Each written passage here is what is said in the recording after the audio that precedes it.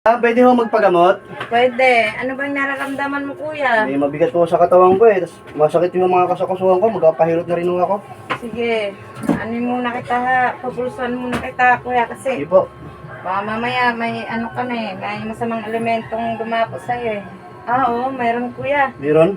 Barin mo muna yung sombrero mo. Ano natin to?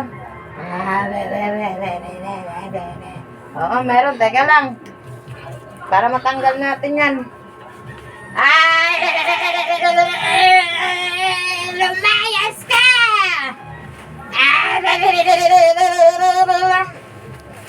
Ano kuya? Ano kuya yung nararamdaman mo? Parang medyo gumagang na ho eh. Ay, gumagaan. Wait, ano na lang kita ulit ng Parang langis? konti pa. Ano, okay na ba yung langis? Parang palili pa rin yun na yata ako ah. Sa sobrang dami ng langis ah. Hindi, okay na yan. Okay na yan, kuya. Sige na.